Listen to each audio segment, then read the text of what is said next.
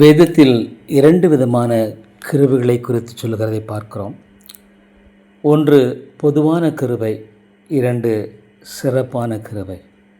இந்த இரண்டு கிருபைகளையும் நாம் சரியாய் வேத அடிப்படையில் விளங்கி கொண்டு வாழும் பொழுது நம்முடைய கிறிஸ்தவ வாழ்க்கை மிகுந்த மகிழ்ச்சிக்குரியதாகவும் மிகுந்த அர்த்தமுள்ளதாகவும் இருக்கும் என்பதில் எந்த விதமான சந்தேகமில்லை. அநேகர் பொதுவான கிருபை குறித்து அதிகமாய் சிந்திப்பதில்லை. கிருபை என்று சொன்னால் சிறப்பான கிருபை மட்டுமே அவர்கள் அதிகமாக நினைப்பதுண்டு. ஆனால் பொதுவான கிருபையை வேதம் தெளிவாக நமக்கு சொல்லுகிறது. அநேக முக்கியமான ஆவிக்குரிய வாழ்க்கைக்குரிய பல கேள்விகளுக்கு பொதுவான கிருபை சரியான பதிலை நமக்கு அளிக்கிறதாக இருக்கிறது. பொதுவான கிருபை என்பது தேவன் அனைத்து மனிதர்களுக்கும், விசுவாசிகளுக்கும் அவிசுவாசிகளுக்கும் தம்முடைய அருமையான நன்மையை உலகளாவிய விதத்தில் காட்டும்படியான ஒரு காரியமாக இருக்கிறது. ஆகவே தான் இது பொதுவான கிருபை என்று அழைக்கப்படுகிறது. ஆங்கிலத்தில் நாம் காமன் கிரேஸ் என்று சொல்லுகிறோம். தேவன் தகுதியில்லாத நிலையிலும் இந்த பொதுவான கிருபையை மீட்பை பெற்றவர்களுக்கு மட்டுமல்ல, மனுக்குலம் அனைவருக்கும் பகிர்ந்து கொடுக்கிறார். இதுவும் அவருடைய கிருபை. அது மாத்திரமல்ல, இதுவும் எந்த தகுதியின் அடிப்படையிலும் கர்த்தர் இதை கொடுப்பதில்லை. இதன் நடைமுறை குறித்து நாம் அடுத்த பாடத்தில் படிக்கும்படியாக இருக்கிறோம். இந்த பொதுவான கிருபையானது சிறப்பான கிருபையிலிருந்து வேறுபட்டது என்று நாம் பார்த்தோம். அதாவது ரட்சிப்பு தேவன் ஒரு பாவிக்கு எந்த தகுதியின் அடிப்படையில் இல்லாமல் தகுதியற்றவர்களுக்கு கொடுக்கும்படியான கிருபை இது. பொதுவான கிருபை ரட்சிப்பை தராது. ஆனால் நாம் நம்முடைய வாழ்க்கையை பேணுவதற்கு உதவுகிறது, பாவத்தை உலகத்தில் தடுக்கிறது, மேலும் சமூகம், கலாச்சாரம், படைப்பு இவைகளை வளரும்படியாக பொதுவான கிருபையானது வாய்ப்பளிக்கிறது. மத்தேயு 5:45 அவர் தீயோர் மேலும் நல்லோர் மேலும் தமது சூரியனை உதிக்க பண்ணி நீதியுள்ளவர்கள் மேலும் அநீதியுள்ளவர்கள் மேலும் மழையை பெய்ய பண்ணுகிறார். தேவன் சூரிய ஒளி, மழை, உணவு, அழகு, ஆரோக்கியம் இவைகள் அனைத்தையும் விசுவாசிகளுக்கு மாத்திரமல்ல, தேவனை எதிர்க்கும் மக்களுக்கும் அவர் பகிர்ந்தளிக்கிறவராகவே இருக்கிறார். அவருடைய நன்மை இங்கு வெளிப்படுத்தப்படுகிறதை பார்க்கிறோம். 2 தெசலோனிக்கேயர் 2:7 இவ்விதமாக நாம் வாசிக்கிறோம். அக்கிரமத்தின் இரகசியம் இப்பொழுது கிரியை செய்கிறது, ஆனாலும் தடை செய்கிறவன் நடுவிலிருந்து நீக்கப்படும் முன்னே அது வெளிப்படாது. நீக்கப்படும் போது அந்த அக்கிரமக்காரன் வெளிப்படுவான். அதாவது மனித குலமானது பாவத்தினுடைய உச்சத்துக்கு போகாதபடிக்கு, குழப்பத்தில் ஆழ்ந்து போகாதபடிக்கு தேவன் பாவத்தை தடுக்கிறார், கட்டுப்படுத்துகிறார் என்று பார்க்கிறோம். மூன்றாவதாக, தேவன் ஒவ்வொருவருக்குள்ளும் மனசாட்சி என்ற ஒன்றை வைத்திருக்கிறதை நாம் பார்க்கிறோம். ரோமர் 2:15 அவர்களுடைய மனசாட்சியும் கூட சாட்சியிடுகிறதுனாலும் குற்றமுண்டு குற்றமில்லை என்று அவருடைய சிந்தனைகள் ஒன்றையொன்று தீர்க்கிறதுனாலும் நியாயப்பிரமாணத்திற்கேற்ற கிரியை தங்கள் இருதயங்களில் எழுதியிருக்கிறது என்று காண்பிக்கிறார்கள் என்பதாக சொல்லப்படுவதை பார்க்கிறோம்.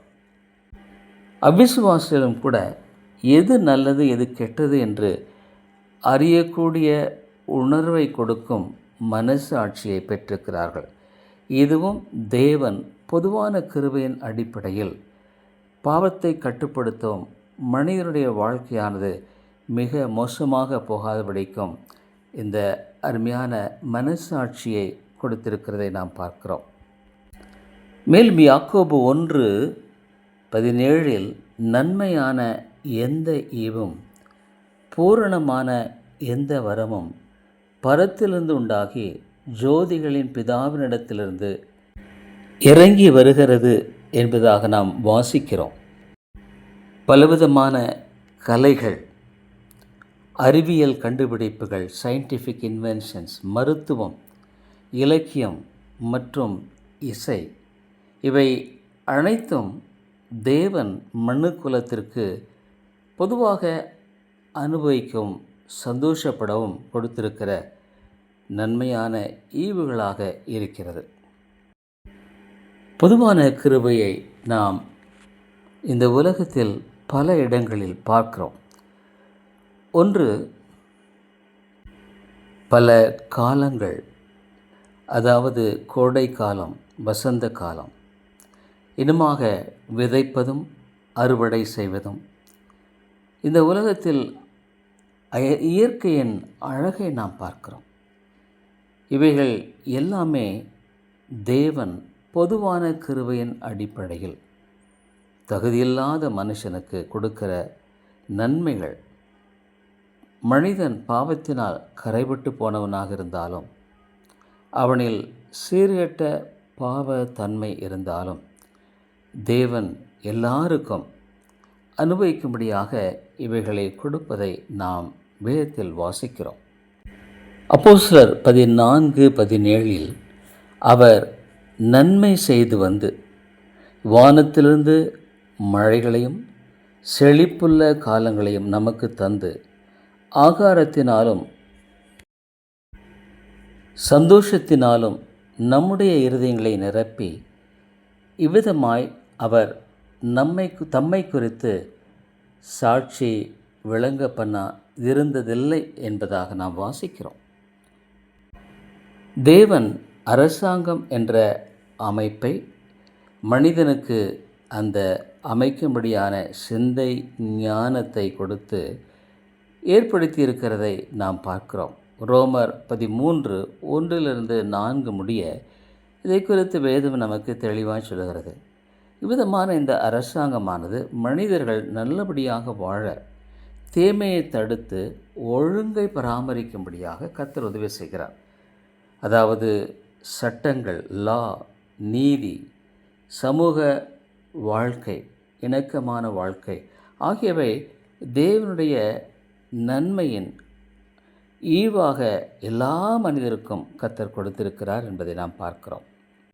நாம் ஏற்கனவே பார்த்த வண்ணமாக மனசாட்சி, இந்த விழுந்து போன மனிதனிடத்தில் உண்மையாலும் ஒரு பாவத்தை குறித்த உணர்வோடு அவன் வாழ வேண்டிய ஒரு நிலைக்குள்ளாக கொண்டு செல்லும்படியாக, வழிநடத்தும்படியாக தேவன் மனசாட்சியை கொடுத்திருக்கிறார். கொலைகள், திருட்டுகள், அநீதிகள், இவ்விதமான பல காரியங்களை மனிதன் ஒரு அளவுக்கு மீறி செய்யாதபடிக்கு இவைகள் கட்டுப்படுத்துகிறவர்களாக இருக்கிறதை நாம் பார்க்கிறோம்.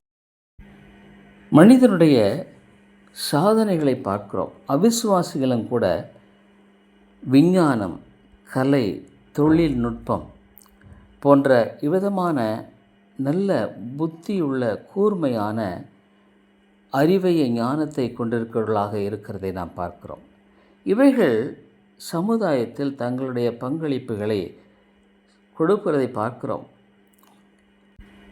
இதை கொண்டும் மனித சமுதாயத்தை அவர் இன்னும் ஒரு நன்மைக்கு எதுவான, முற்றிலும் வாழ்க்கைக்கு மிக ஒரு கசப்பான பாவ உணர்வோடு மனிதன் வாழ்ந்து அழியாதபடிக்கு கர்த்தர் இதை மனிதனுடைய வாழ்க்கையில் இந்த நன்மையான காரியங்களை கொடுக்கிறதை பார்க்கிறோம். அநேக தேவனை அறியாத மக்களுடைய பல கண்டுபிடிப்புகள், காரியங்கள் உலகத்திற்கு பிரயோஜனமாக இருப்பதையும் நாம் அறிந்திருக்கிறோம். இவைகள் எல்லாமே தேவன் கொடுக்கும்படியான பொதுவான கிருபையின் அடிப்படையிலான நன்மைகள் என்பதை நாம் அறிந்திருக்கிறோம்.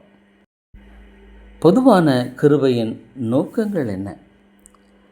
ஒன்று, இந்த பொதுவான கிருபை இல்லாமல் இருக்குமானால் முழு உலகம் சீக்கிரத்தில் முற்றுமாக அழிந்துவிடும்.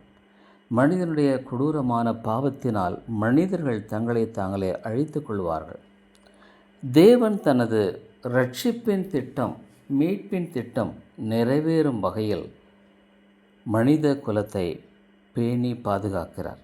ஆம், அவருடைய அந்த சிறப்பான கிருபையை வெளிப்படுத்துவதற்காகவே இந்த உலகத்தை அவர் இம்மட்டும் பாதுகாத்து வருகிறவராக இருக்கிறார்.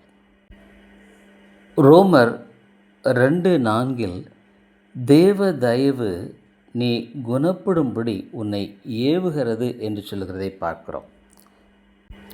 அதாவது பாவியின் வாழ்க்கையிலும் கூட தேவன் தம்முடைய நன்மையை பொதுவான இந்த கிருபை வெளிப்படுத்துவதன் மூலமாக அவனுக்குள்ளாக நன்றி உணர்வை கொடுக்கிற ஒரு மனநிலையை ஆண்டவர் ஏற்படுத்துகிறார். அவர் செய்த சகல உபகாரங்களை மறவாதே என்று சொல்லுகிற வேளையில் ஒரு விசுவாசியும் கூட பொதுவான கிருபையின் அடிப்படையில் அவன் பெறுகிற அநேக நன்மைகளுக்கு அவன் கர்த்தருக்கு நன்றியுள்ளவனாக இருப்பதை வேதம் நமக்கு போதிக்கிறது. அடுத்ததாக நாம் பார்க்கும் பொழுது தேவன் அழகான பல இந்த காரியங்களை, நன்மைகளை கொடுப்பதன் மூலமாக அவர் இந்த உலகத்திற்கு தம்மை வெளிப்படுத்துகிறார். ரோமர் 1:20 கூட எப்படி என்றால் காணப்படாதவைகளாக அவருடைய நித்திய வல்லமை, தேவத்துவம் என்பவைகள் உண்டாக்கப்பட்டிருக்கிறவளினாலே உலகம் உண்டானது முதற்கொண்டு தெளிவாய் காணப்படும். ஆதலால் அவர்கள் போக்கு சொல்ல இடமில்லை என்று பார்க்கிறோம். ஆகவே மனித குலமானது தேவனுக்கு முன்பாக கடமைப்பட்டவர்களாக, அதாவது அவர் கொடுத்திருக்கிற காரியங்களுக்கு பதிலளிக்க வேண்டியவர்களாகவும் இந்த பொதுவான கிருபையானது ஒவ்வொரு மனிதனையும் நிறுத்துகிறதாக இருக்கிறது. இந்த பொதுவான கிருபை என்பது உலகளாவியது என்று பார்க்கிறோம். வாழ்க்கையை பேணும்படியாக, பாவத்தை தடுக்கும்படியாக, மனிதனுடைய நல் வாழ்க்கைக்கு வழிநடத்துகிறதாக இருக்கிறது. ஆனால் இது இரட்சிப்பை தராது என்பதை விளங்கிக் கொள்ள வேண்டும். அநேகர் பொதுவான இந்த கிருபைகளை வைத்து கொண்டு தாங்கள் தேவனுடைய பிள்ளைகள் என்பதாக, இரட்சிக்கப்பட்டதாக எண்ணுவதும் தவறு. சிறப்பான கிருபை என்பது தேவனை தம்முடைய மகா பெரிய அன்பை வெளிப்படுத்தும்படியாக இந்த இடத்தில் செயல்படுத்துகிறதை பார்க்கிறோம்.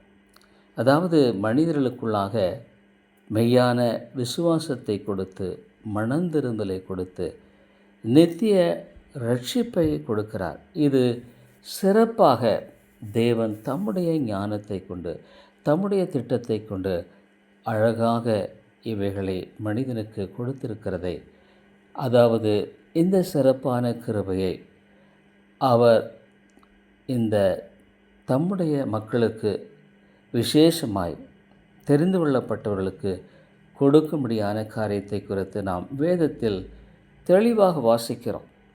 பொதுவான கிருபையானது உலகத்தில் பல கேள்விகளுக்கு நமக்கு அருமையான பதிலை கொடுக்கிறதாக இருக்கிறது. அடுத்த அந்த பாடத்தில் நாம் அதை குறித்து நாம் நன்றாக படிப்போம். கர்த்தர் தாமே உங்களை ஆசீர்வதிப்பாராக. தொடர்ந்து இந்த சீரியல், இந்த தொடர்ச்சியான இந்த பாடங்களை நீங்கள் கேட்பீர்களானால் உங்களுடைய ஆவிக்குரிய வாழ்க்கையில் வேதத்தின் தெளிவான அறிவை பெற்று வாழ்வதற்கு உங்களுக்கு மிக உதவியாக இருக்கும். நன்றி.